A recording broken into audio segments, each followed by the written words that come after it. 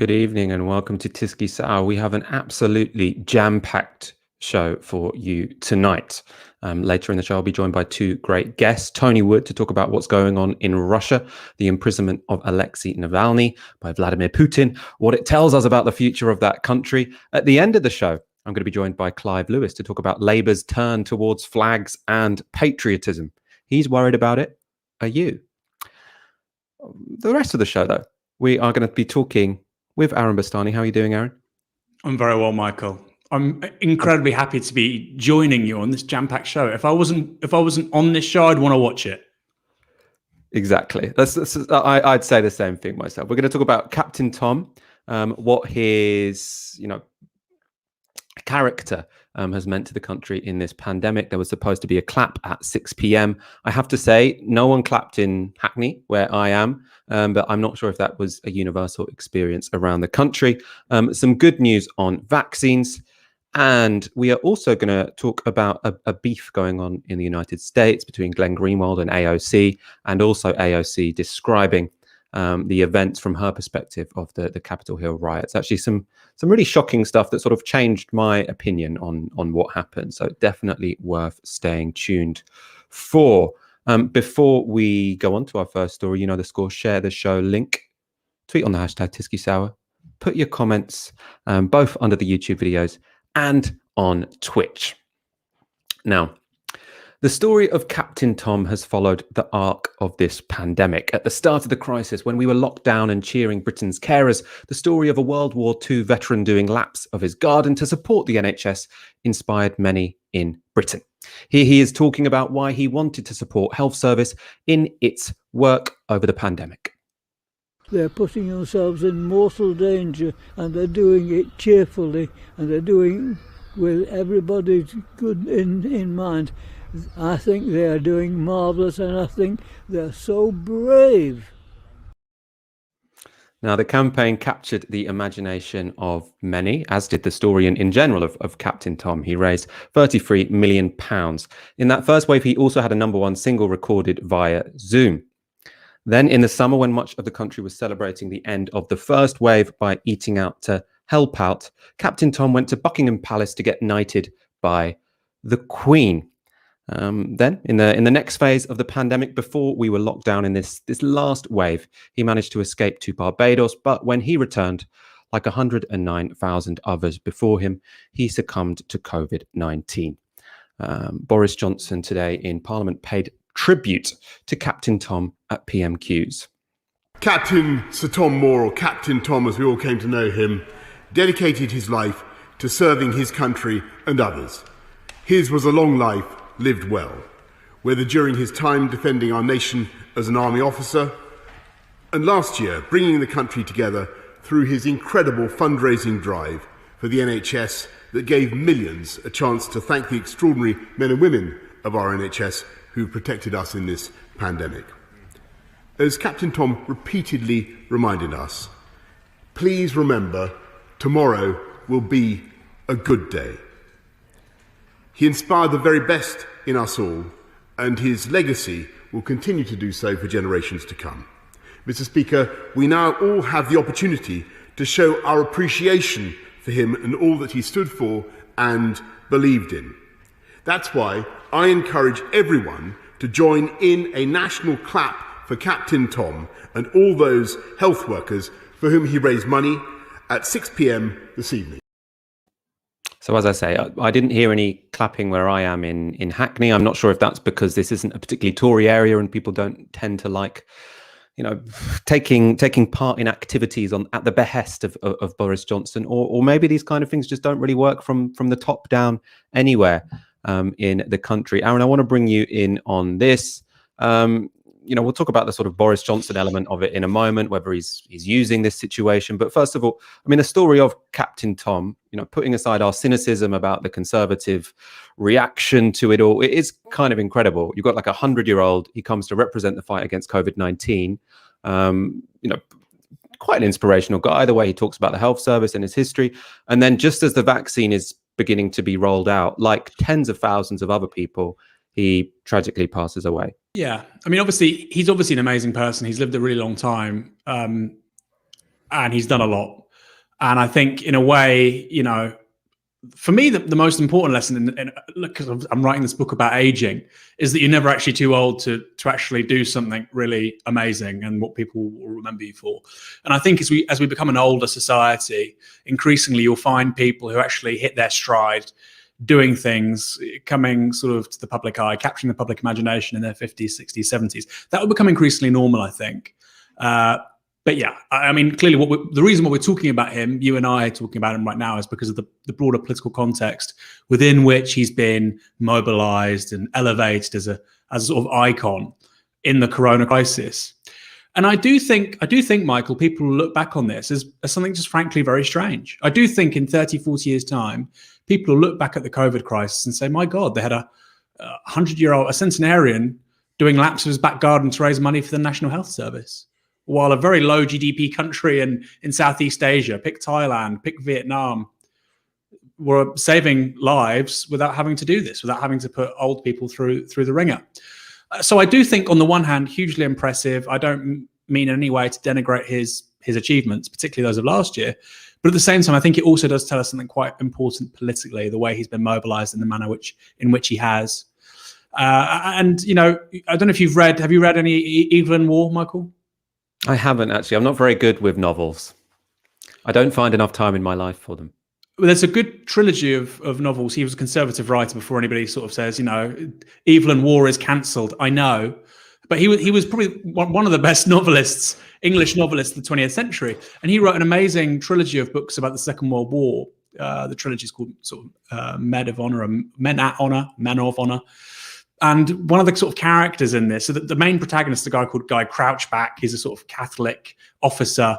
And what he increasingly finds throughout the war is that basically you get these phony heroes being elevated by the establishment to keep people in good cheer throughout the war effort. And actually, there's a lot more to it than meets the eye. Now, that's clearly not the case with Captain Tom Moore, but I do think we have to understand this idea of heroism infracted through the prism of government failure. Right, and one, is inextricably linked to the other.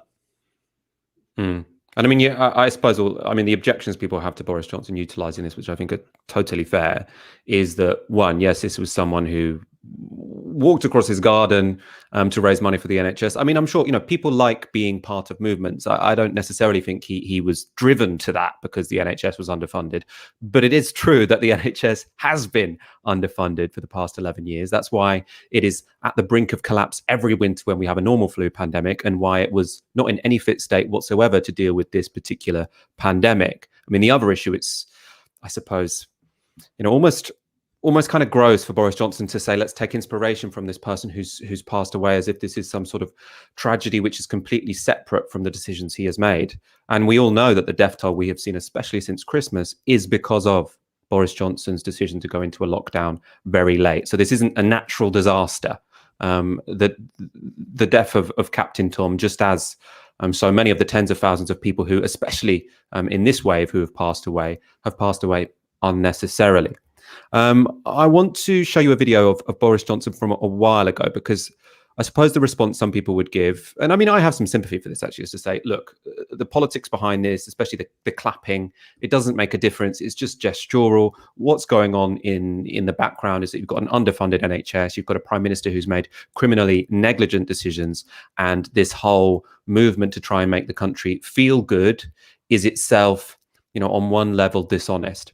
And I have some sympathy with that. I think making people feel good is kind of fine. But Boris Johnson has he's spoken about gestural politics before in not the most positive way. This was him talking last summer on LBC about whether he would take the knee. Would you take the knee, Prime Minister? Look, what I want to do is do substantial. Yes or no, well, let me give you my answer. I don't believe in gestures. I believe in substance. I believe in doing things that make a practical difference. So if you look at what this government has done over the last few years, look what I did when I was running this city. I massively increased, for instance, black representation, black and minority ethnic representation in the Metropolitan Police. We increased the proportion of recruits. We had an active programme to accelerate promotion. And I think it's relevant, actually, that you've got these two they are gestural politics. So taking a knee was a gesture. It didn't resolve racism among the police or anywhere. But what it was saying this is a symbol of solidarity with people who have passed away because they've been killed by the police, and also, you know, a symbol that we should do better, that we should try and change society. And in that case, Boris Johnson could get away with saying, look, it's just gestural politics, I'm not going to take part in it. Now here you've got another situation where you've got, you know, clapping for Captain Moore at 6 p.m, both for his memory and for the people working for the NHS. That's a form of gestural politics. It doesn't change anything. It doesn't give people working on the NHS frontline a pay rise. It doesn't change the fact that Boris Johnson went into this lockdown late, and that's why so many people are passing away. But imagine if Keir Starmer had said something along the lines of what Boris Johnson said then about Black Lives Matter. Imagine if Keir Starmer had said, no, this is just gestural politics, not going to take part. He would be castigated in the press for months. I think he'd probably have to resign. And you can see why, you know, gestural politics, when it involves anti-racism, when it involves minorities, when it involves people who are, you know, explicitly oppressed by this government, you're allowed to opt out of those. Whereas when it comes to this guy he seems like a wonderful guy, right? But because he's an old, you know, very traditionally British fella, if you were to take that kind of position that Boris Johnson had taken there, you would be, you know, let alone Keir Starmer, it'd probably be the end of anyone's career on Novara Media. You know, that would be, you're getting threats from the far right kind of situation. What do you make of that? The way that, you know, Boris Johnson about the Black Lives Matter movement often said, you know, it's important that it should be a choice if people participate. And sometimes when it comes to a situation like this, like even clap for carers as well as this clap for Captain Tom, it doesn't really feel like a choice, does it? You almost have to get involved. And that's why I think there were so many people on Twitter yesterday saying, I'm not tweeting this evening, because they knew that if they tweeted anything remotely critical, they'd end up having like the biggest pile-on you could ever possibly imagine. Did that happen though? I mean, when I heard the news, I thought, oh, that's a shame. That's really sad. Then I thought about the fact, you know, his family took him on holiday. Was that particularly wise? Take a 100-year-old on holiday? That's their business. I mean, maybe he just wanted a final holiday. But then, yeah, my third thought was, oh God, I can see some leftist on Twitter tweeting something, and Michael Gove will retweet, and then Boris Johnson retweets, and we'll have days of front pages. But it didn't happen, did it? I mean, I don't know. Maybe I've missed out here, but. No, I think what I'm saying is that everyone's been very disciplined. Yeah, you would expect one person, right? Before we go on to very good news about vaccines, you know the score. We have 1,500 people watching. We want to get that higher, so do share the show link. Now, results from ongoing trials of the Oxford vaccine have delivered incredibly good news, both for the British rollout of the vaccine and for the potential for vaccines to end this pandemic more generally. Now, on the Britain-specific issue, this has a lot to do, or everything to do, with the gap that our government announced there would be between having the first dose and the second dose of a coronavirus vaccine. So the initial plan was to give it first dose, then your second dose after 3 weeks. They changed it to 12 weeks. That was so they could give more people the first dose, and they thought, you know, slow down deaths quicker than would otherwise have been the case. Now, there were some doubters about this. Some people were saying, look, this isn't how the trials were done. This could be taking a real risk.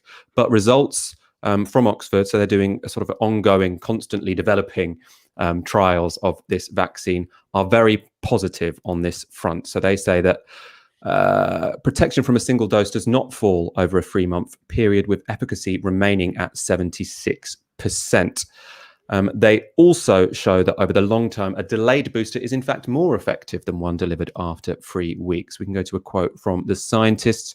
They conclude, data supports the 4 to 12 week prime boost dosing interval recommended by global regulators, or by many global regulators, because it wasn't recommended by all of them. Also, this is probably more significant, in fact, especially in terms of the global fight against this pandemic, was what they told us about vaccinations more generally. Let's go straight to the quote here. So the Oxford scientists write, analysis of PCR positive swabs in UK population suggests vaccine may have substantial effect on transmission of the virus, with 67% reduction in positive swabs among those vaccinated. Now, this is really important. The importance of this can't be overstated, because we already knew that what the COVID vaccines, all of the ones which have been approved now, all the ones which have been shown to be effective, they all are effective against disease. They are less likely, or you are less likely, extremely less likely to get disease, to suffer from COVID, and especially to go to hospital. And it's almost, it's 100% sure you won't die if you've had the vaccine. That seems to be the case from the trials so far. But we didn't know if you would be able to transmit it to other people. And this really matters, because if it's been shown now that this vaccine does stop transmission, that means we can reach herd immunity. Vaccine-induced herd immunity, not natural-induced herd immunity, where we will have to get ill first, much quicker than we might have previously thought. Let's take a look at Matt Hancock celebrating the news on Sky this morning. So that reduction in transmission, as well as the the fact there's no hospitalizations, the combination of that is very good news. And it categorically supports the strategy that we've been taking of having a 12-week gap between the doses, because it shows that the strength of the protection you get is in fact slightly enhanced by a 12-week gap between the doses. So it's good news all round. The Oxford scientists have also said they will be publishing data on the vaccine's effectiveness on new strains. So all of the results we've had so far are on the original COVID strain. The scientists have said they predict the results to be similar to other vaccines, which essentially means that against some of these new variants, the vaccines will be less effective, but they'll still be effective. We won't go below the 50% effectiveness, which was the original threshold for regulators. The other good news, and this is significant, because the UK rollout of the vaccine is proving so successful, it's happening so fast. We've had 10 million people vaccinated in this country already. It's possible we could all get immunity sooner than we thought. So late on Monday, Sam Coates at Sky revealed that some in Whitehall think every adult in Britain could be offered a first dose of a vaccine by the start of May. And today, to add to that, Stephen Swinford, deputy political editor at The Times, tweeted this: "Every adult will have had 2 doses of coronavirus vaccine by the end of August, senior government sources believe. You won't hear ministers saying it publicly, though. They're acutely aware of the risk of overpromising and under-delivering given past events." Now, Aaron, none of this should be taken as certainties. I don't think we should all be getting ready to go clubbing, in mid-May, because we'll all have been vaccinated at the start of it.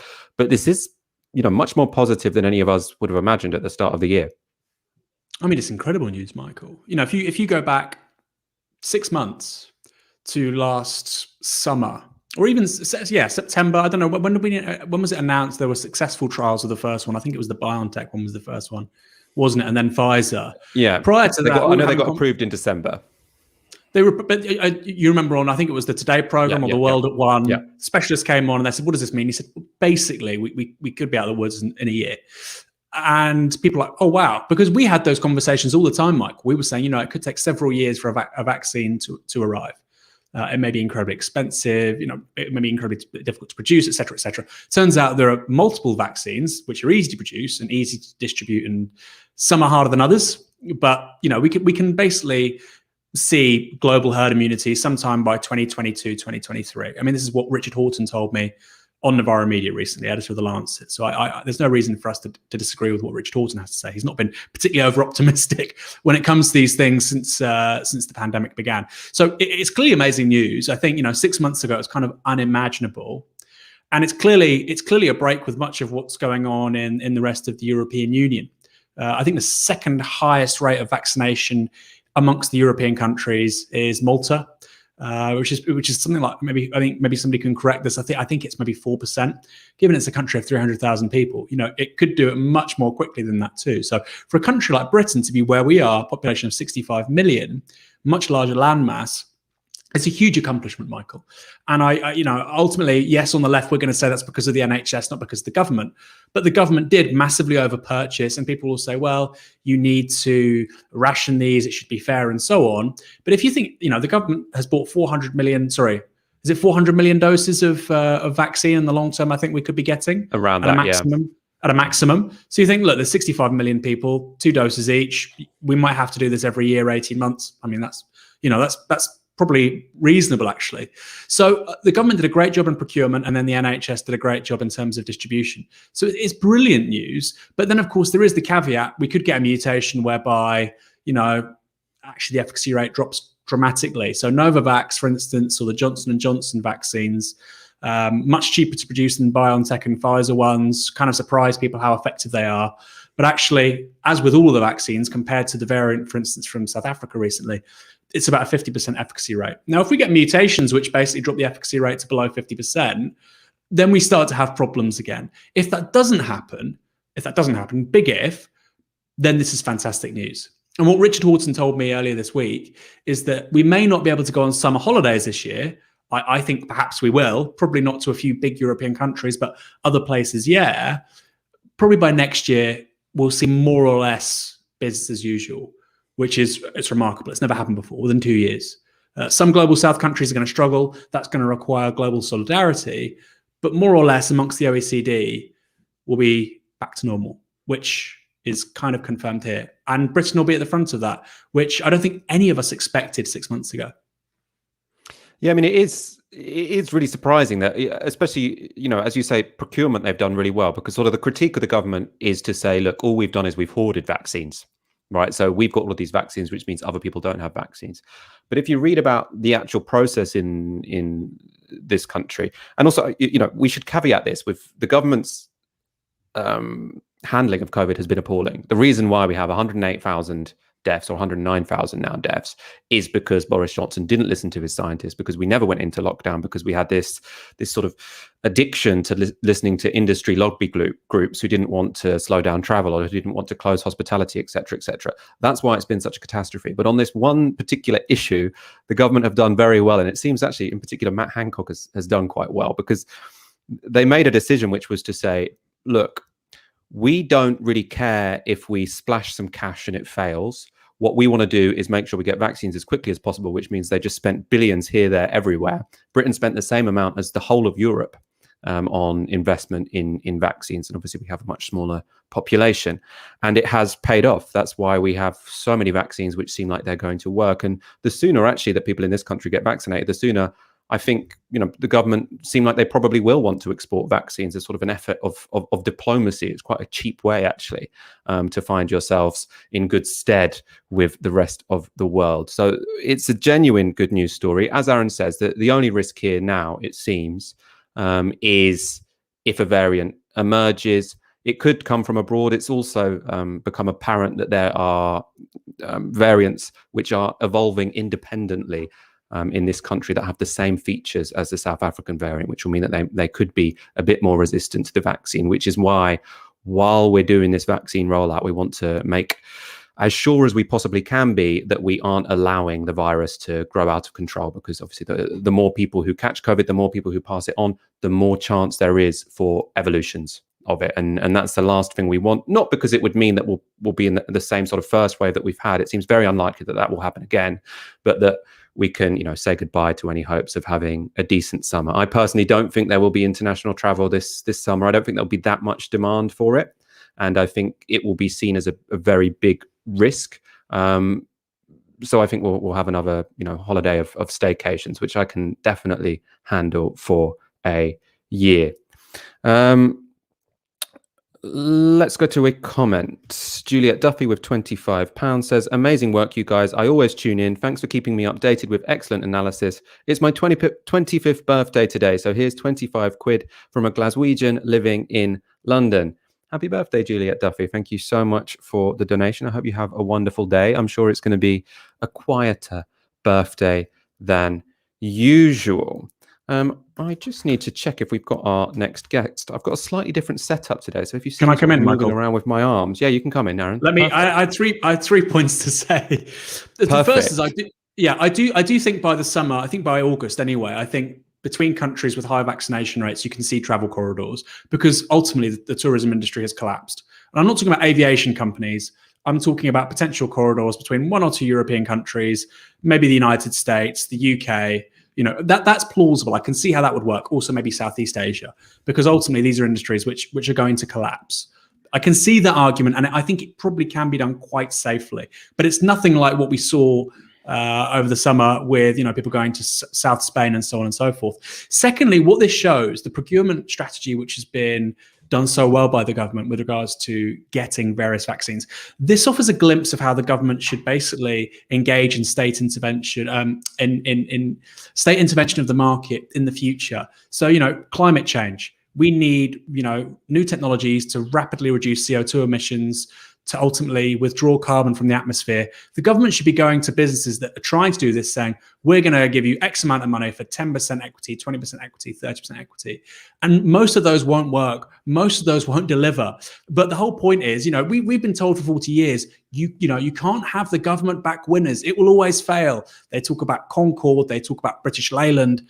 What have we just seen with these coronavirus vaccines and their procurement? We've seen the government back winners. So if it's worked here to solve a major problem, which was a pandemic, why can't we do the same thing when it comes to climate change and backing new technologies, new business models, which allow us to withdraw and, reduce carbon from our atmosphere, and a bunch of other things too.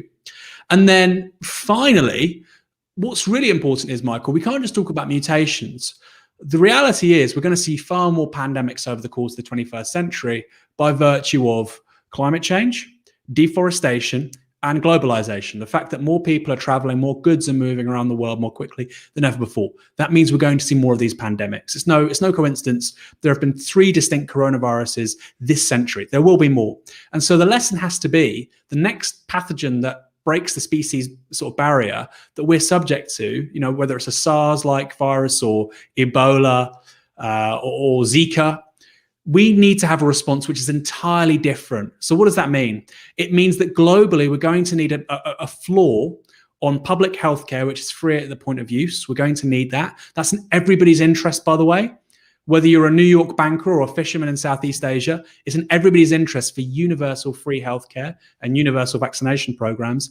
And also we need government capacity, whether it's state-administered quarantine or test and trace systems, which are overseen by the state and which are highly effective. Because it may well be, Michael, that the next pathogen we are subject to is far worse than this. And so, yes, the problem is there with mutations, but we could have another virus do precisely the same thing, maybe even worse in 5, 10, 20 years. We have to learn the lessons, which is exactly what East Asia did after the 2003 SARS outbreak. We have to learn these lessons. If we don't, it might not be 18 months we lose of economic life, social life. It might be 5, 10 years. This thing is 10 times more deadly than the flu. What if it's 100 times? Next time. That's plausible. That is not, me being hysterical or hyperbolic. That's entirely plausible. So I think that's a major lesson too.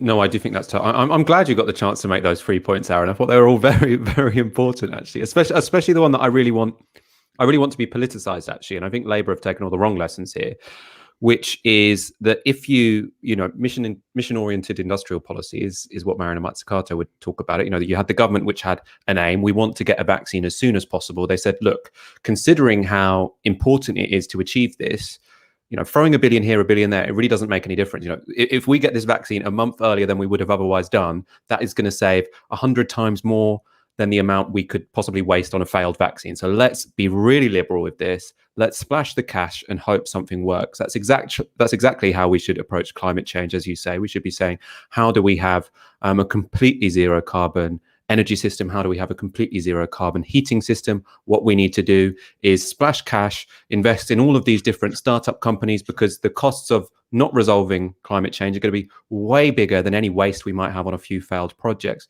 And why I say this relates to the Labour Party, actually, is because they clearly had a strategy when Keir Starmer became leader, which was to say, what we want to do is reassure people that where they think Labour are weak, we are strong. And one of these was when it comes to sort of fiscal profligacy. So they thought the public think that we like to spend money. So when they saw the Conservatives spending quite a lot of money, be it on PPE or vaccines, etc., they were very quick to say, oh, this seems like a waste. You've got this friend doing that, this, that, and the other. And my impression at the time was that people aren't really going to care about this, because it's all, in a pandemic, people care about their incomes and they care about their loved ones and they care about people dying. They don't really care if someone's mate got money for PPE instead of one other person, or if some failed PPE came here. But it's now something that actually the Tories are very explicitly saying, no, that was always our plan. Our plan was always just to spend money here, there and everywhere and hope for the best. That, like, Matt Hancock has been explicitly saying that in press conferences this week. He said, we threw money here, there and everywhere. And look, we might have wasted some, but you like the result, I like the result. So really don't complain about us if we wasted some money.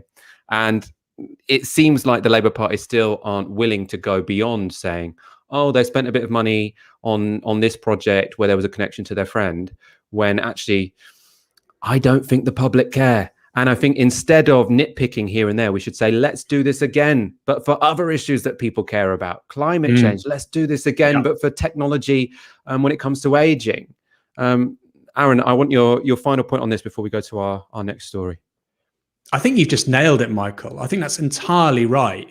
And I think you're right. People don't really care. If you said, look, we're going to make we're going to do some procurement deals which won't work out, but we'll eliminate homelessness and we'll ensure that every person in this country has access to either affordable or free social housing. Great. Or we'll build amazing public infrastructure. We'll build amazing schools, not using PFI, by the way. I think people will be up for that. And I think you've nailed that there, Michael. Great example here is Tesla. Tesla is one of the sort of leading, it's completely overvalued. I'm not saying it's a great company, but it's a world leader in electric vehicles. Without huge injections of liquidity from the US state twice, it probably wouldn't exist today. And that was a mistake in so much as those shouldn't have been loans, which were then paid back. That should have been equity that the American government got in the company, because it would have found a huge return. But that's exactly the sort of thing we should now be doing. And it's the kind of smart, necessary policy that sadly Labour isn't even talking about. Labour has moved backwards. And what's happening with the Tories, well, they're talking about, they've started this DARPA-like agency. It might be a joke. It might not be serious. It might be purely cosmetic. We don't know. But at least they're gesturing towards the things and the kinds of policies that we're going to need in the 21st century, talked about by Mariana Mazzucato, who I have an interview with on Novara Media next week. And Labour just feel a million miles away from that right now. People want politicians who solve problems. Matt Hancock, with the procurement of these vaccines, solved the problem. That's all they care about. That's all they hear. They don't care if some friend of his managed to get some big contract. It doesn't matter. It doesn't affect their life. So I think you're entirely right, Michael. And I think sadly, Labour have pursued an utterly wrong strategy on this. The other thing to point out, actually, which will have to be carried over to any sort of future policy questions, is that the reason this has worked is also because there was a deal with Oxford and AstraZeneca that AstraZeneca couldn't make a profit off this vaccine, at least in the short term, and for perpetuity in the global south. So we'd have to invoke those same conditions when it comes to investment in climate change technologies, for example. Let's go to a comment. Michaelis Mikolakis with £30. For the first time, I'm listening to you live. I'm very excited, hence I'm sending a super chat. Keep up the good work. We're very excited to have you watching us live, Michaelis, and thank you so much for that super chat. Now, we are going to Russia for our next story, because more than 1,000 protesters have been arrested after demonstrations in Moscow following the sentencing of Alexei Navalny to 2 years and 8 months in prison. Now, Navalny, who is Russia's most high-profile opponent of Vladimir Putin, was arrested on his return to the country last month after having survived poisoning by Novichok, most likely by agents of the Russian state. Now, the dissident has been charged with violating parole from a suspended sentence he received in 2014 for embezzlement, a charge which is widely believed to have been politically motivated. He also missed parole because he'd been poisoned with Novichok. You couldn't really make this up. Now, Alexei Navalny, who previously stood to be mayor of Moscow, has long been a thorn in the side of Vladimir Putin and a vocal critic of corruption in and around the Russian government. Very recently, so in this process of events, which has now led to his imprisonment in a move which would have infuriated Putin, when Navalny landed in Russia last month, a video was released which he had produced while recovering from his poisoning in Germany. Now, it contained drone footage of a palace allegedly built for Vladimir Putin with money siphoned off from the state. Now, Navalny calls the palace the new Versailles, which allegedly cost £1 billion to construct.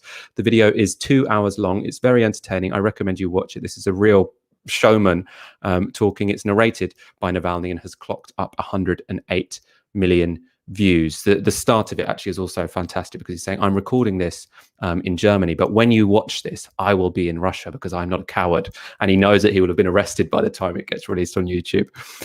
Let's take a look at Navalny explaining what's special about the palace.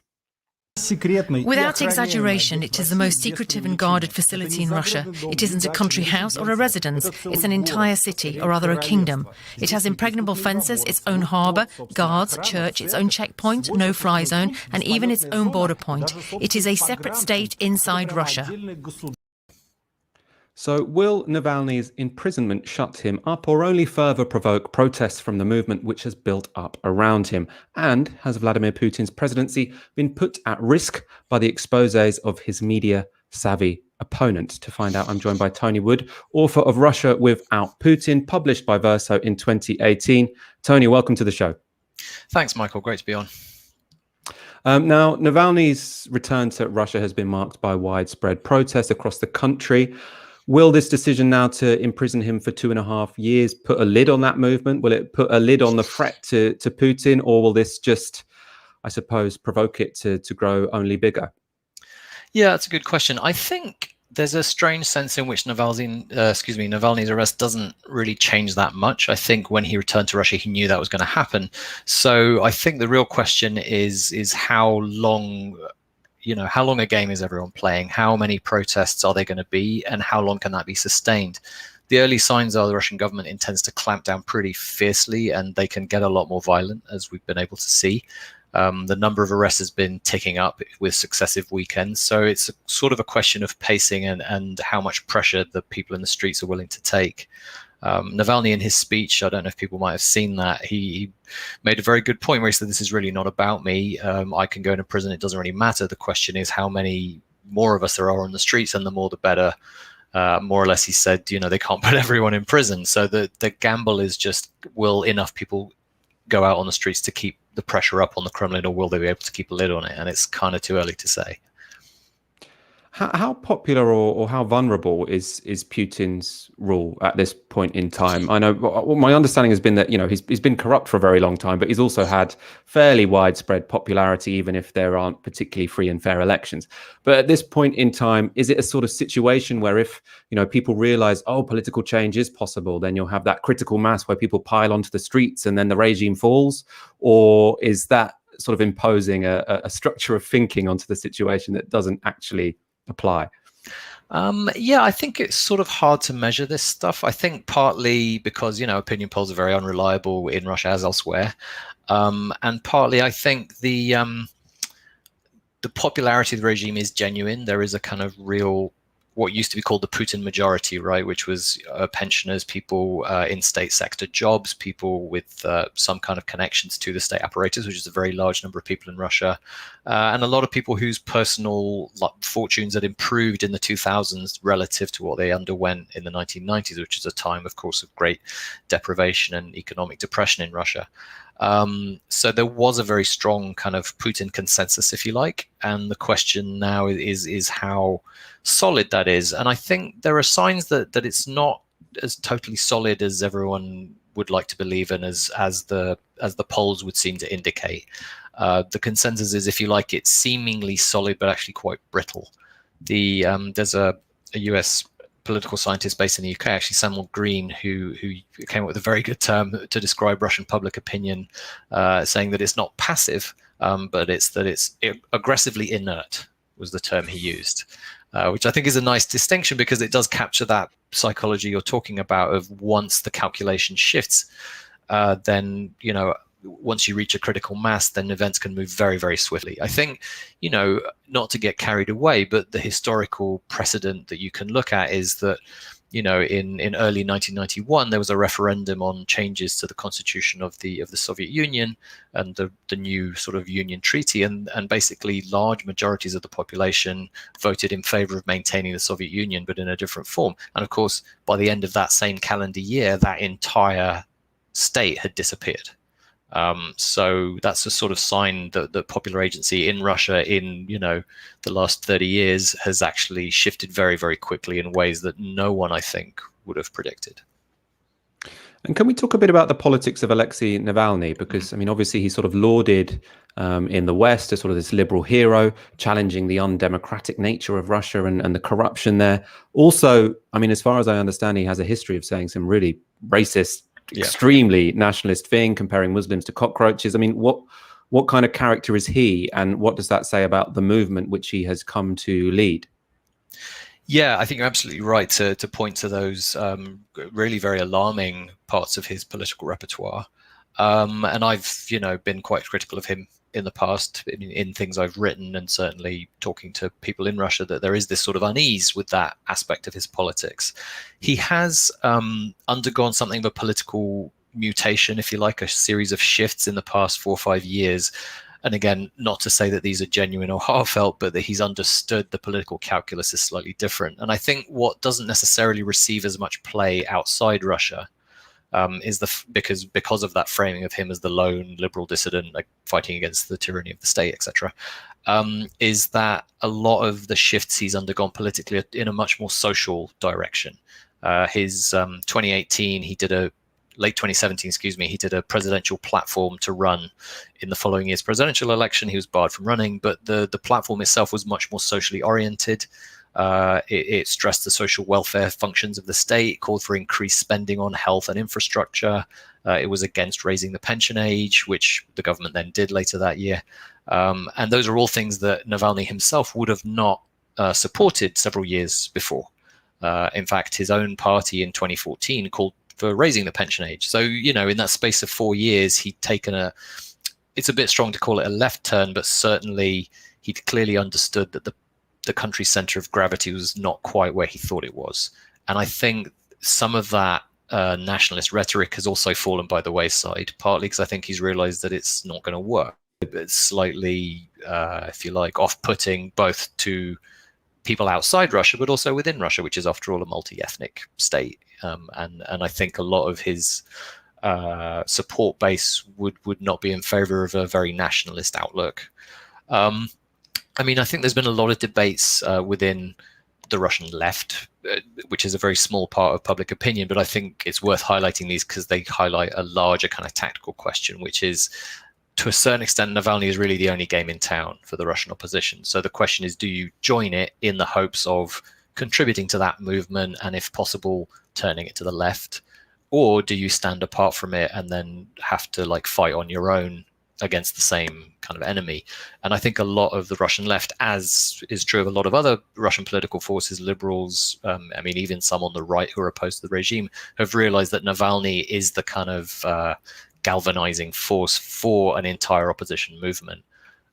So there is a sense in which, his anti-corruption politics, it's not totally empty in ideological terms. We can talk more about what the implications of that are, but it is capacious enough to bring together a lot of different kinds of opinion, and that's part of its force, I think. So even if there is sort of past far-right statements from him, he's not actually fronting a far-right movement. Yeah. Sorry, go ahead. I want to bring Aaron in because I know that he's got a question. Yeah, I just wanted to know, Tony, sort of what European figures would you compare Navalny to? Because obviously, in my mind, I might think Marine Le Pen or Salvini, but from what you're saying here, actually, he's kind of like a much more opportunist populist. So I'm thinking perhaps the 5 Star Movement 4 or 5 years ago, or John Gnar when he ran for the Icelandic. The mayor of Reykjavik, a long time ago now. Is that a sort of fair assessment? Actually, a relatively empty populist who's just a signifier. Ultimately, if he was ever to have power, he could be on the right, he could be on the center, on the left. And then second question, foreign policy, which is why people talk about Russian politics in Britain and elsewhere. He said previously that he correct me if I'm wrong, but he said things to the effect that, Belarus and the Ukraine are effectively Russia. Or perhaps that's been mistranslated. So can you also clarify some of his views on sort of Russian irredentism? Mm-hmm.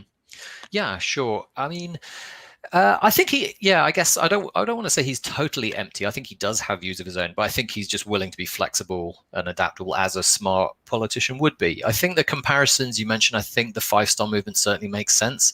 I think what's interesting there to think about is that the 5 Star movement was a movement. I mean, there were figures in it that were very prominent, and Beppe Grillo was one of them. But I mean, Navalny's really on his own in terms of prominence within that movement. And I think he's really unlike those in the sense that he's very charismatic. Michael mentioned the video, which I do recommend people watch because it's actually very funny, among other things. Just the comment, and that's partly true. I mean, it's true of his Twitter presence, his blogging. I mean, it's just a way that he has a kind of humor and irony that I think really appeals to people and that makes him compelling. I mean, even in his speech yesterday when he was being sentenced, he talked about Putin going down in history as, he compared these great Russian historical figures, Tsar Alexander the Liberator, Yaroslav the Wise, Vladimir the Poisoner of Underpants. I mean, and he's just, everything he does that's very serious and politically charged, he still manages to have a kind of light touch, which I think is kind of impressive. I guess the other thing that makes him unlike these figures is that, in a way, because the Russian regime has so totally dominated the political spectrum and just emptied it of any real ideological contest or, substance, he's really, the terrain is kind of empty in a way that it's not in European states, where you have these very established political formations, like it or not, with, very long-standing connections, very atrophied now, but in society in terms of trade unions and associations and such like. That all of that formation in Europe is certainly in crisis and eroded, but it's very present. Whereas I think Navalny is operating in much emptier terrain, and he's much. It's a much more straightforward message in a way that and that it involves a really kind of systemic critique of the way that the whole of the post-Soviet system has worked. It's really not, obviously in this latest video and in what he's been doing, he's going after Putin, but a lot of his criticisms are of the entire post-Soviet order and its corruption. So there is a sense in which he's unlike those European movements in having this kind of really effective populist attack on the order that has shaped people's lives in total. I guess that was Aaron's first question. Could you remind me again of the second one, because I've already forgotten it? Sorry. It was foreign policy. Foreign policy. Yeah. Minor detail. In terms of his irredentism, I think again some of those statements, I don't doubt that he holds those views because they're sort of quite ordinary views among Russians. That they had this tendency, certainly. I mean, the age Navalny is, he would have grown up thinking of Russian-speaking parts of the former Soviet Union and especially the kind of Slavic, even if they're not Russian speaking, they speak cognate or closely related languages. They would grow up thinking of those as ours, right? In a way that Central Asia, for example, someone like Navalny would not think is home in a certain sense. Whereas Ukraine, I think a lot of Russians in this very nationalist way tend to think, well, yeah, we're all part of the same thing. But I think in terms of foreign policy, he'd probably be pretty conventional. He would certainly move to have better relations with the West, and he would have a better chance of that. But I think sort of lurking behind all of this, there is something to think about, certainly for Western foreign policy and for everyone else, that there are certain things that I think any Russian government would want to do, that, Russia has interests as a state that any national leader, whether it be Putin, whether it be someone else, whether it be Navalny, would try and defend. And so the question, I think, for the West is, what interests of Russia's are outside parties willing to recognize as legitimate, and where do we think that it's illegitimate? And I think there's been a kind of tendency, certainly since the fall of the Soviet Union, to think that Russia really doesn't have any legitimate interests that can be distinguished from those of the West, or rather, when they do differ, they're illegitimate. And I think if, say, Putin were to be booted out of power, I don't think it's likely, but if he were and someone like Navalny were to come in, I think you might find some of the same questions arising, that Navalny, for example, would be opposed to further expansion of NATO, I think, and that would be a normal thing for a Russian ruler to do. And the question is then, what would the Western response to that be if it's not Putin? So I think I wouldn't really expect him to change a huge amount. I think the tone of it would be very different, and the relations with the West would be better. But I think we would run into similar kinds of conflicts somewhere down the line. Tony Wood, thank you so much for joining us this evening and for all of your insights there. Pleasure. We'll speak soon. If you enjoyed that from Tony Wood, I do 100% recommend you go and revisit a podcast from 2018 with James Butler and Tony, which discussed many of the issues we've brought up today, but sort of really in depth about the political system in Russia. I also do advise you to watch that 2-hour-long video by Navalny, just because it's very witty, very entertaining. I felt like I learned quite a lot. We're going to rush through our next story. In 2020, the US left didn't quite reach the grand heights it was hoping to. Bernie Sanders lost the primaries and a centrist Democrat is now president. However, the political landscape in the state still seems fairly promising.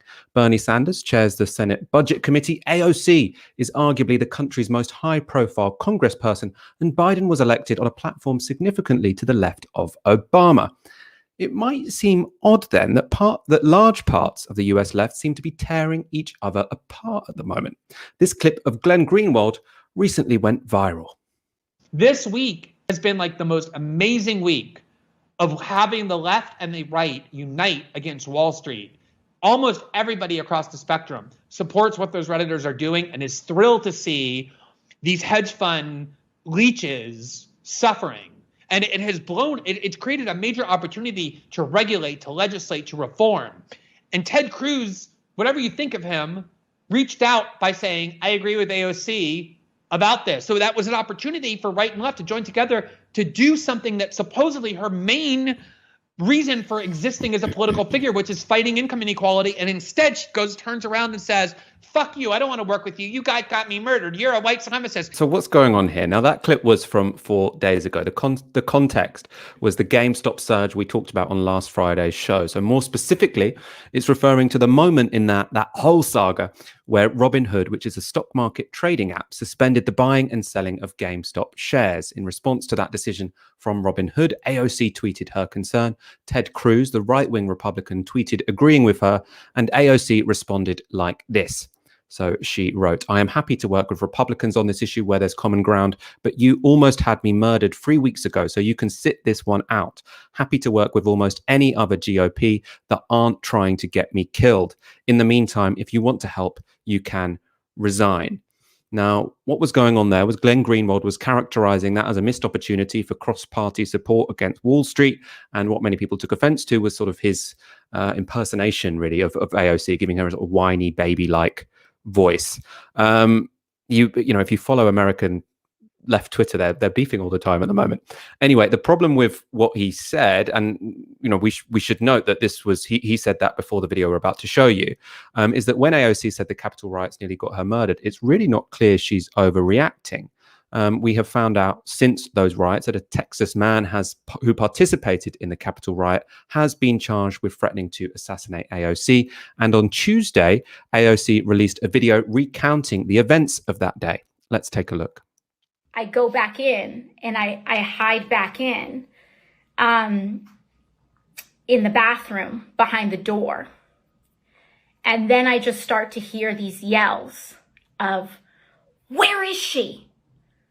Where is she? And I just thought to myself, they got inside. And so I hide behind my door like this, like I'm here, and the bathroom door starts going like this, like the bathroom door is behind me, or rather in front of me, and I'm like this, and the door hinges right here, and I just hear, where is she? Where is she? And this was the moment where I thought everything was over. And the weird thing about moments like these is that you lose all sense of time. In retrospect, maybe it was 4 seconds, maybe it was 5 seconds, maybe it was 10 seconds, maybe it was 1 second, I don't know. It felt like my brain was able to have so many thoughts in that moment. Between these screams and these yells of, where is she? Where is she? And so I go down and I thought I was going to die. And I mean, that all sounds so terrifying, so awful. And I should say again, Glenn Greenwald's comments were made before AOC released that video, so he might have spoken differently were he to have watched that first. Who can say?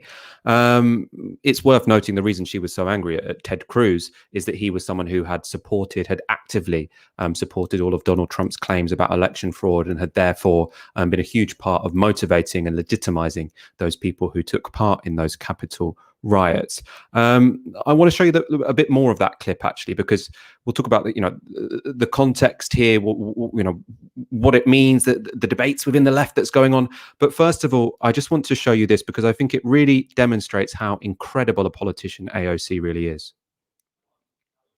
And I had a lot of thoughts. You have a lot of thoughts, I think, when you're in a situation like that. And like also one of those thoughts that I had was, I just happened to, be a spiritual person and be raised in that context. And I really just felt like, if this is the plan for me, then people will be able to take it from here. I had a lot of thoughts, but that was the thought that I had about you all. I felt that if this was the journey that my life was taking, that I felt that things were going to be okay. And that, I had fulfilled my purpose. So, I think that clip shows you a couple of things, which is just, what a phenomenal politician she is, not just because of her skill at communicating, but, the relationships she has to her constituents, not necessarily who live in her precise constituency in New York, but the people who feel like she represents them in the country. You can really see her bringing a whole movement with her in such a moving way. And I have to say, actually, watching that video has also changed my perspective about the Capitol riots, because I initially thought, look, these are a bunch of people who look like they're at a pantomime. It's clearly not a genuine coup. I mean, I don't think that the American state was ever under threat of falling, but you do have left-wing people, especially left-wing women of color, who are prominent in Britain, in America, who are under real threat of political violence from right-wingers, and that shouldn't be taken lightly. Before I go to you, Aaron, I do want to quickly mention, so to clarify, AOC said it was a Capitol police officer actually who was shouting, "Where is she? Where is she?" But there was no partner with them. He hadn't been shouting that he was a police officer. And even after AOC works out it's a cop, he's super aggressive. He then tells them to go down to a level of the building where there is no protection. AOC is on her own. She has no idea where to go. All completely shocking. Actually, you're watching Novara Media, watching Tysky Sow. We go live every Monday, Wednesday, and Friday at 7 p.m. If you don't want to miss a video, make sure you subscribe to the channel and hit that notifications button. Aaron, how are you viewing? I suppose there's a couple of questions here, which is, how did you react to that AOC video there? But also, how are you interpreting the beef that's currently going on in the US left? It sort of seems to be about this particular issue. Are you more interested in working with Republicans or liberal Democrats? There was an issue about forced to vote. It sort of surprises me how hostile everyone seems to be being to each other, given that actually they've been quite successul. Yes and no, because on the one hand, you'd think, well, they've achieved so much more than we achieved as the British left here. But, I think with Trump and with COVID, obviously, hundreds of thousands of people have died, but this was the chance for Bernie Sanders. And there could have been a Sanders presidency with, control of Congress, which could have transformed US public life and society and its economy. That could have happened. And so I can see why people are upset and angry. There are recriminations and bitterness. Ultimately, that's all on Bernie Sanders. You can't blame staffers. You can't blame anybody else. He's the person. If it succeeds, that's up to him. If it fails, it's down to him. Did he hire the right people? Did he make the right speeches? Did he try to appeal to certain sort of parts of the selectorate? that's, it's not worth having that rancor and those disagreements with 101 people. The same applies here, by the way, with regards to Labour's Brexit policy. I do obviously lambast people like Paul Mason or another Europe as possible, but ultimately it falls down to Jeremy Corbyn. Ultimately, that's how you have to do things. Otherwise, you'll go a bit crazy, first and foremost. But in terms of this, I think it's really important to say, I saw, some of the comments saying that AOC is being dramatic, etc. Gabby Giffords was a Democratic politician in the United States. She was shot. She had to leave politics because she was effectively suffering from a disability subsequent to that. You've seen American presidents being either assassinated or subject to attempted assassinations repeatedly. Reagan most recently in the 80s, but then of course JFK in the 60s. Somebody might say, well, that was the deep state or whatever. But the point is, violence has been at the center of American politics for a really long time. So it's really not unthinkable that somebody like AOC would be subject to these kinds of threats. So I don't think it should be taken lightly, which I think is what Greenwald does.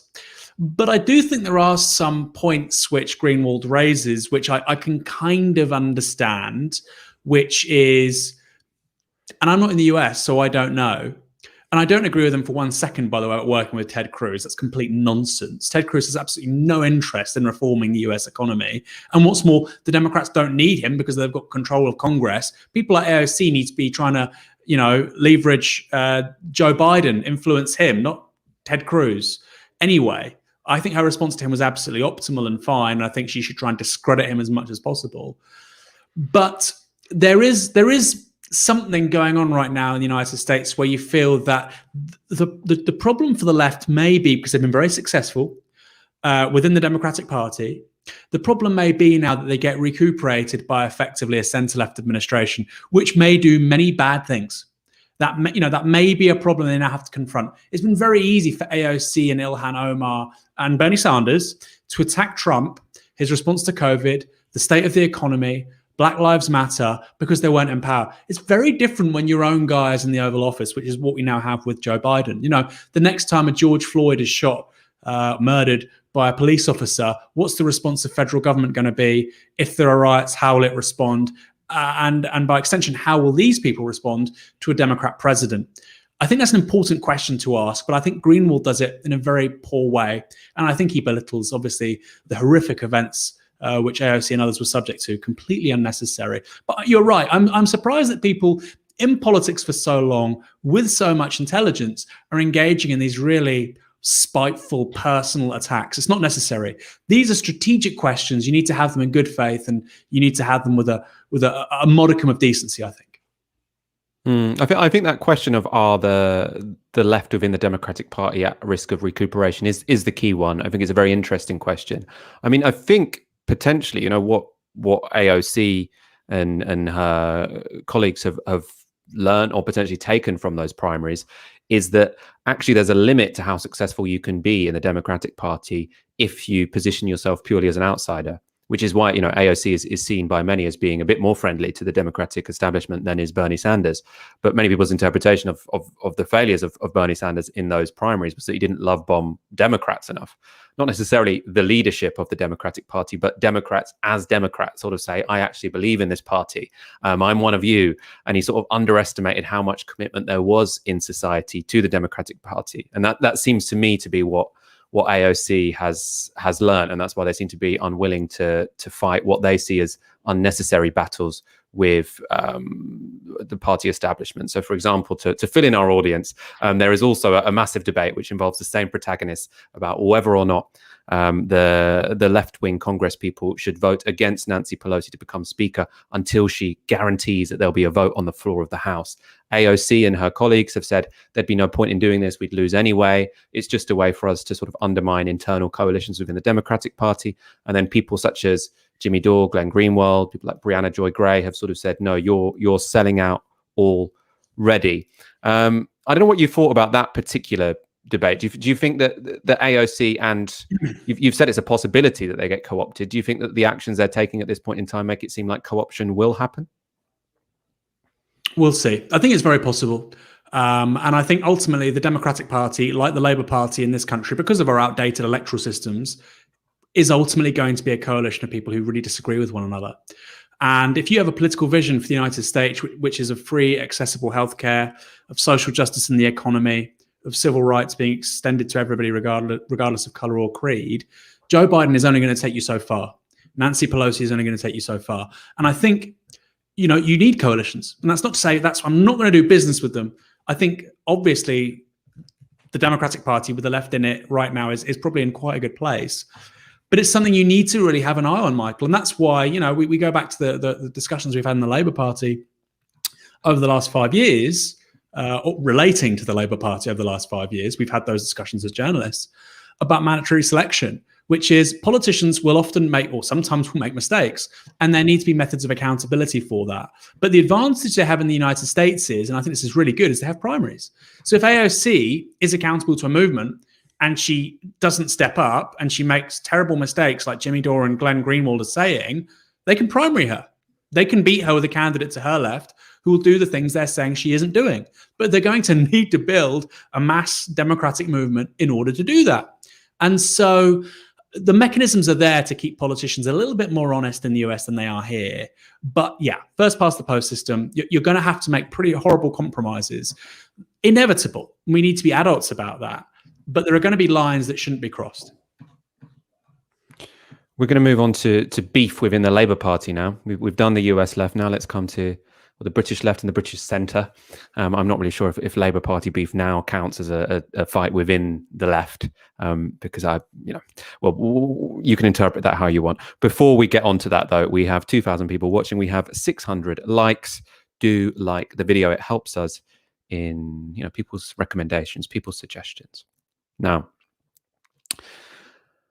The Guardian has published a leaked presentation given to the Labour leadership that has caused quite a stir on social media. It's based on a leaked presentation given by the party's head of research. The presentation included analysis on the party's brand by agency Republic. It fed back on opinions given at focus groups about Keir Starmer and advised the party on how to rebuild trust with voters in the so-called Red Wall.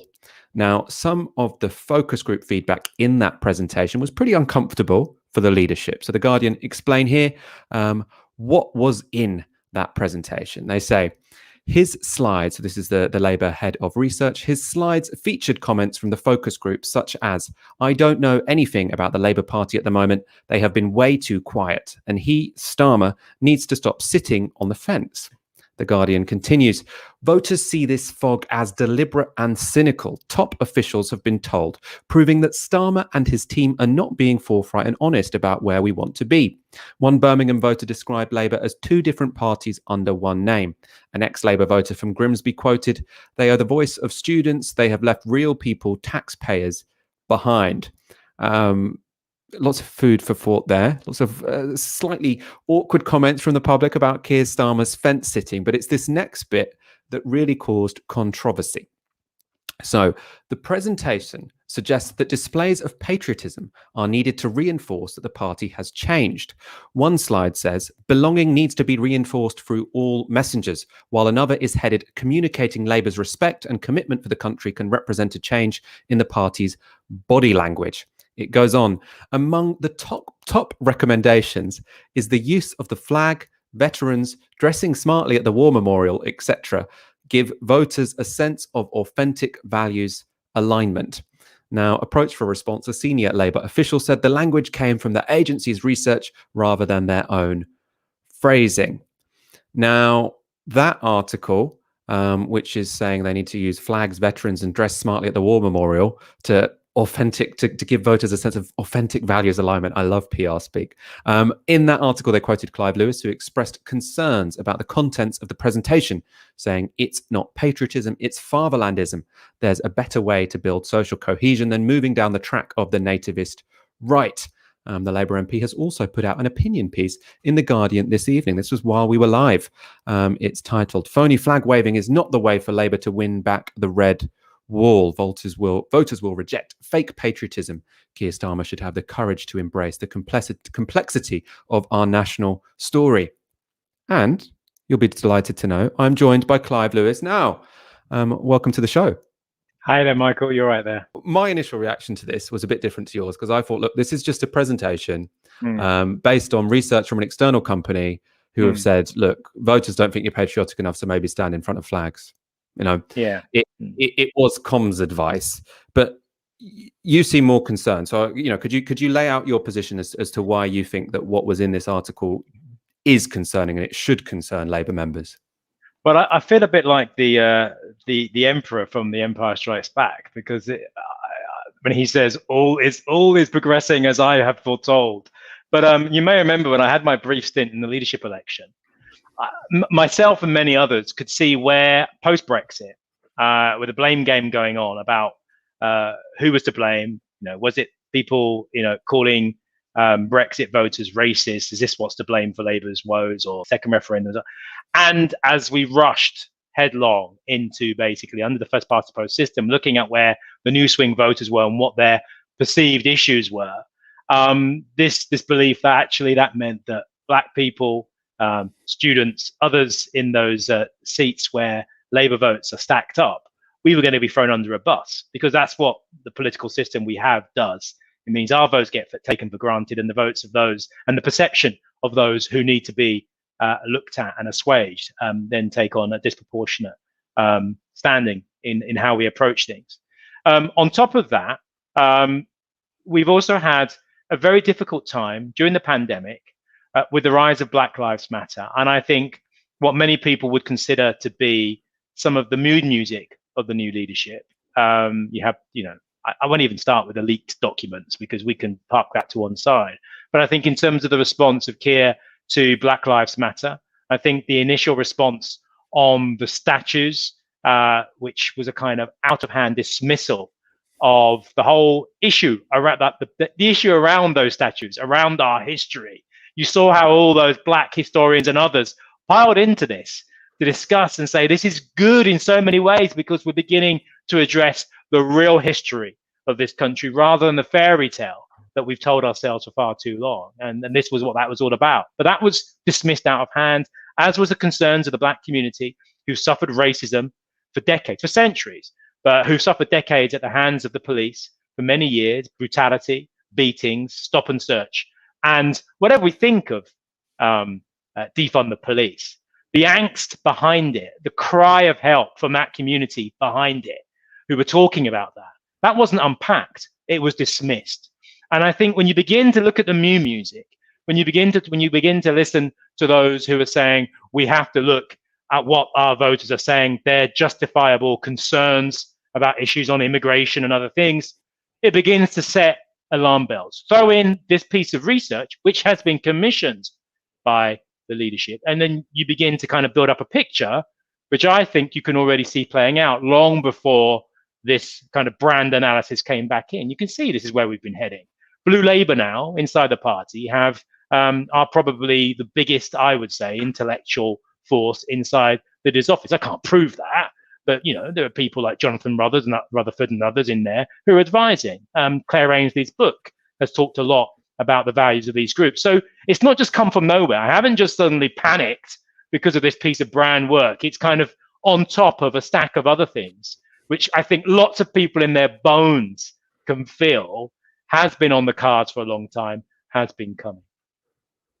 And so I suppose to give this strategy the benefit of the doubt, let's say, what I imagine is going on, I don't have much faith in sort of like the left-wing credentials of Keir Starmer, but it seems to make sense to me a bit is in terms of a strategy where you spend the first 2 years trying really hard to appeal to those people who are the stickiest voters. They're most likely, they're the most difficult to get to come back into the Labour fold because they haven't voted for them for a while and they live in key seats. And then they're going to realise that a couple of years down the line, they're going to have to make some big offers to young people and ethnic minority communities to get turnout up. But they need to start with the really difficult voters and then come up with some good stuff later.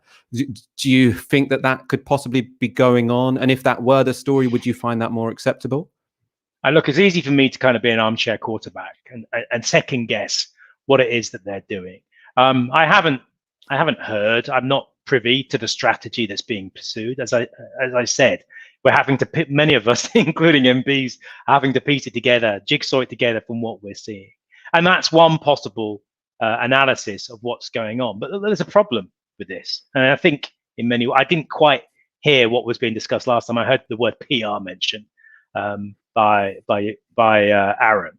But there are limitations. Look, the reality is for Labour to win in 2024, which I assume everyone on the front bench still believes is not just a possibility, but has to happen, because otherwise we're looking at 20 years of the Tories.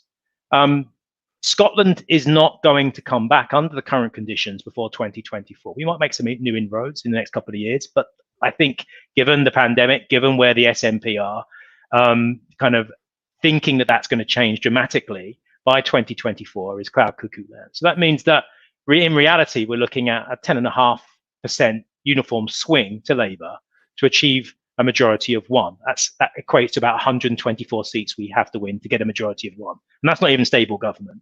So it seems to me this kind of pitch to the right to try to emulate the Tories and their kind of two-dimensional fairy tale image of what our island's extremely complex history, which they bottle it up and tell the story of empire, tell the story of this country and its impact on the world, and how it reflects now to this very day. That fairy tale isn't a fairy tale I want to buy into. And the problem with the flag, the problem with wearing a tie at remembrance services is basically it takes the complexity of this country, this island story of which I'm a part of, you're a part of, black people are a part of, white people are a part of. It involves racism, anti-racism, empire, post-colonialism, all of these aspects. It's a complex tapestry, and it tries to distill them down into these concepts of patriotism and flags, which quite frankly are shorthand for some good things, but also some quite dark chapters in our history. And when you see the rise of the authoritarian right and the nativist right, not just here, but across the globe, in the US, you have to question a strategy which is about actually using those shorthands without unpacking them and doing the hard work of being able to understand what that complexity is and having an honest conversation about it. I would argue that Black Lives Matter, that issue that was kind of knocked out of hand, dismissed away, was an opportunity where the country had come together, the majority of this country had come together, had seen the evils of racism firsthand and wanted to unpack and discuss it. And we didn't take part in that. And that for me is a problem. So now we find ourselves saying, well, let's try and move over here. Let's have some flags in the background. Let's talk about patriotism, but not unpack what patriotism means, the good and the bad of it. And let's just use these shorthands to try to convince these complex individuals in these seats that we're on their side. I think that's highly patronizing to them, and I think it's an insult to all of us. So I don't know where they are in this kind of brand management phase of things. But what I do know is you're not going to win the election by aping the symbols of the nativist right, which then they have control of them in many ways. And in the past, I've said, let's not let them control them. But before you can have your own take on these symbols, you have to unpack them and have those difficult conversations. The Labour Party has to come to terms with its own difficult history of racism, whether it's Jim Callaghan's racist immigration act of 1969, whether it's New Labour's attack on migration and immigrants when it was in office, or Gordon Brown's dog whistling politics and slogans of British jobs for British workers. We have to have that conversation as a party, as a country, and as a nation. And I don't see that happening yet. I don't see that opportunity being taken up Black Lives Matter. And until we do, then that means that they control those symbols. And that means that we are in effect saying, well, we're not going to unpack them. We're just going to go, hey, look, here they are. Here you go. It's an insult to them. It's an insult to us. So the last point I will say is this, there is a way to win in 2024, and it doesn't mean aping the imagery of the right. It actually means having a grown-up conversation about progressive politics in this country, about the crisis of democracy, and being open and honest about the fact we have a political system, as Aaron was talking about, which is broken. PR isn't a panacea for all those things, but it's the linchpin to enable us to have an honest, open conversation with the SNP about the future of the union, whether it's federal or we go our separate ways, an honest conversation with the Liberal Democrats, the Greens, Plaid, and all the others all the other political parties in this country to start talking about the future of this country, one where we don't have to listen to the rubbish of the Tory party, and the hard right of this country, and we can start talking about what it is to have a 21st century democracy. That's the glue on which we can begin to build an alliance to get over the line. PR is the glue of that. I would also argue the Green New Deal as well, but we can begin to find some common themes which will get us over the line so we can make those changes and have an electoral system, which means that a party like the Tories, which lost the popular vote in 2019, cannot have ever again an 80-seat majority. And that conversation, the honest, open conversation, is a far better, far rewarding one than thinking we can win a general election by standing in front of a flag or wearing a tie at Remembrance Sunday. So I suppose just to be super specific, because a lot of this is about symbols, and I basically agree with your critique of Keir Starmer up to this point. I don't think he has been particularly daring or taken any risks or been particularly, honest with the country. But, from past statements, you have said we should reclaim the flag. Are you saying it's fine to stand in front of a Union Jack if you've done some anti-racist groundwork beforehand? Well, I mean, the first thing to say is the Union Jack might not be around for much longer. The Scottish component might be gone, and that's the trajectory that it's on. But look, once you've unpacked, let's take Winston Churchill. There we are. It's a complex one, isn't it? I loved Finest Hour. I love Finest Hour. It sent a shiver through me. But it was one part of a very complex story about that individual's life, where he was one of the key people who helped to stand up against Nazism. That's that bit. It doesn't talk about the comments he made about Indians, the racist comments about the Bengal famine, things that he did with chemical weapons in the Middle East in the 1920s, and so on and so forth. It doesn't talk about the fact that after the war, he clearly expressed racist sentiments about the empire and so on and so forth. Doesn't address any of that, but it takes a single part of his life and it's hard not to relate to that individual. Clearly it is. He's a complex individual. We're all complex individuals. And that in many ways, to me, the way we want to tell the story about some parts of our past, but not the other more difficult parts, means that there will always be conflict over these symbols, like Winston Churchill, until we have that honest conversation. And once you've had that conversation, once you've unpacked it, once you've had that reconciliation about the complexity of our island nation, then I think people can make a decision about what symbols they want to stand in front of and what symbols they want to be a part of. And it may be that people want the Union Jack, and maybe they don't. Maybe they want something else. I think people probably will want the Union Jack, but I think it's Edmund Burke who said, if you want people to be proud of their country, then create a good country to be proud of. And I think ultimately one of the problems that we've got at the moment as a Labour Party is there, as those comments were made, as the comments were reported from the people in the focus groups, there seems to be very little of substance about what the Labour Party stands for and represents. And I think to try and kind of short circuit that and start talking about flags and Remembrance Sunday, it's just not a substitute. If you want people to buy into the Labour Party, you want people to buy into your vision of what this country could be like, the kind of country we could be, the inclusive country we could be, one where the resources of this country are shared equally or more fairly at the very least, then you need to start articulating that. And I think it's that lack, and then this kind of sense that we need to kind of jump over the hard yards of unpacking these issues, of creating and expressing a vision of the country we want to be, of having an analysis of why we are in the state we are, why we have one of the highest per capita death rates in the world, why we have more black people in this country dying per capita than many others, why the NHS is on its knees, understanding why we're in the situation, we're having an analysis of that and postulating what we're going to do to overcome that, to change it. That to me is what the Labour Party should be talking about, what the Labour Party should be doing. The fact we're not means that in many ways it feels that this is a short way of short-circuiting that lack of vision, that lack of clarity. So, look, I think to go back to the point about symbols and will people, if we could reclaim these symbols, would it be okay standing? Yes, it would be. I mean, look, I'm someone that was in the army, on the left, in the army, served in Afghanistan.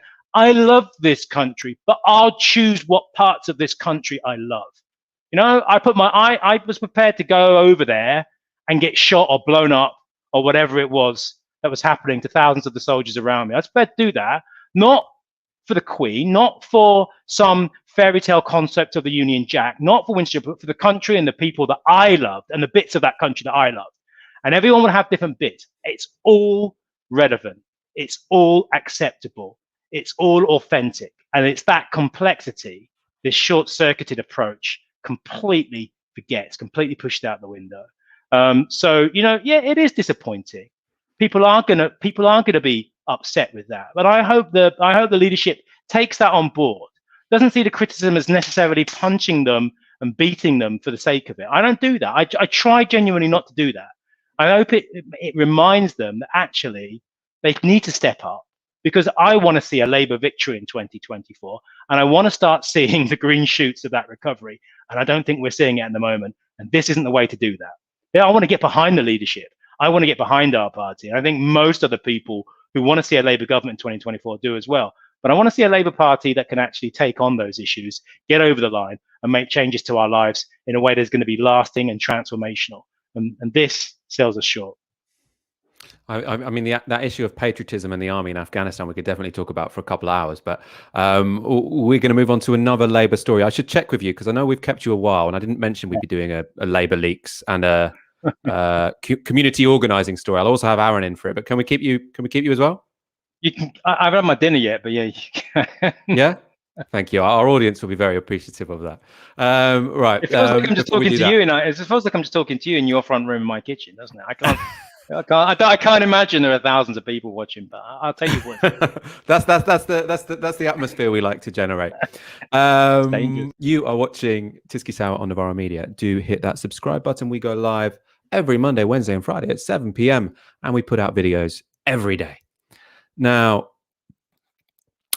one of the most dramatic Labour stories earlier last year was the release of the LabourLeaks. They showed that people who were very high up inside the party had been working, it seemed, against the interests of the party in the 2017 general election, and had taken part in really a culture of bullying and abuse. We have today learned that many of the people who were named as people who were disappointed when Labour did surprisingly well in 2017 have been readmitted to the party. So this was reported in the HuffPo. They show that Labour reinstates his ex-officials suspended over leaks dossier. We can go to a couple of the key quotes from that article. They write, Unison Assistant General Secretary Emily Oldknow, once thought to have been Keir Starmer's choice for Labour General Secretary, was among those suspended last year after the so-called LabourLeaks dossier emerged. But after a meeting of the disputes panel on January the 22nd, several of the officials have seen their suspensions lifted. Patrick Hennigan, the party's ex-elections chief, is not among them. Now, Emily Oldknow featured numerous times in the leaks, including in that conversation where senior staff were expressing their disappointment at Labour's surprisingly good election results in 2017. According to the piece, Patrick Hennigan is the only person who has not been readmitted. So he appeared in the leaks, having boasted of telling Michael Crick the whereabouts of Diane Abbott after she was found crying. This was at a period where she was suffering, horrendous racism. We've discussed the actual leaks in depth on previous shows, which you can go and check out.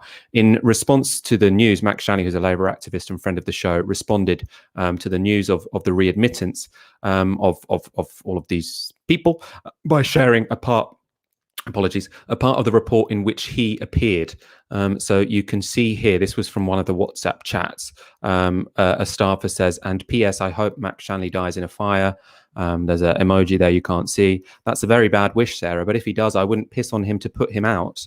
And then another staffer says, wish there was a petrol can emoji. Really, really disgusting stuff. Solidarity with Max Shanley. Now, none of the characters there were directly mentioned in the Huffington Post piece, but given they've suggested all but Hennigan have been readmitted, we can assume from what was written in that piece that they have been let in. I want to show you one more development from today. So this is Gabriel Pogrund of The Times, who reported that Labour's entire community organising team has been fired. He tweets, Labour has told its community organising unit introduced under Corbyn that their contacts will not be renewed from May. Another key moment in Keir Starmer's battle to transform the party and remove Corbynistas from HQ, and a lot of anger to have done it during the pandemic.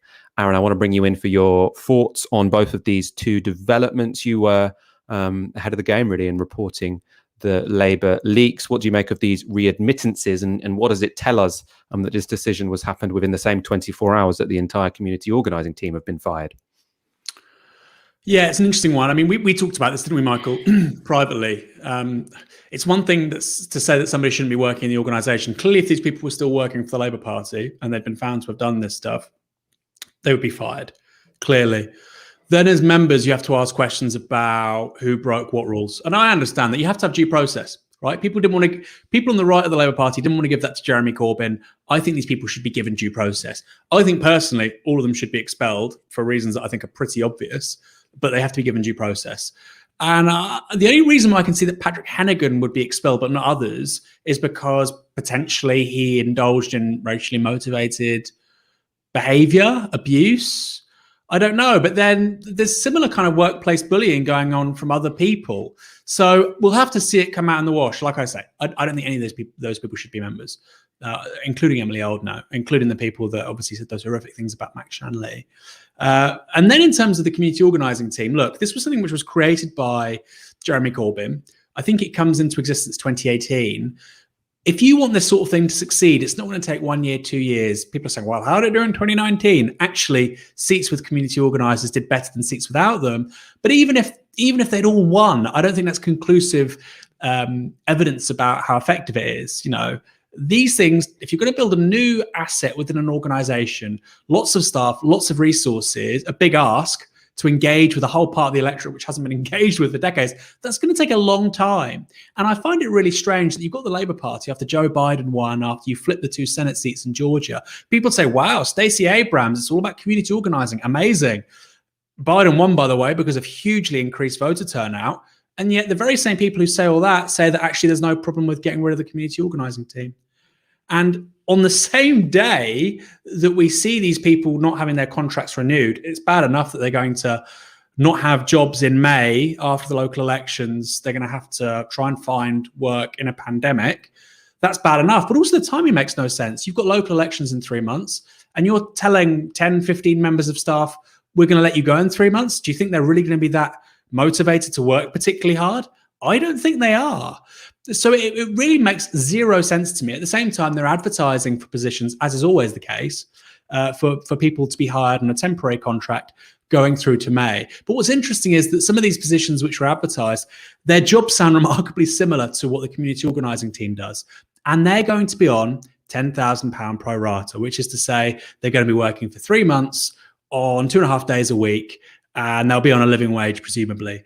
If Labour is serious about community organising, which it's going to have to do to get voter turnout up, which it's going to have to do in order to win, that's not the right approach. So what it tells me is we're not really looking at a leadership which is serious about creating a sustainable professional organisation. And I take away the politics, take away the ideology. And of course, ideologically, I disagree with a lot of what Labour's done under Starmer, but it just doesn't seem professional. You know, look at what Clive was saying. He says, I don't know what the leadership's saying about this.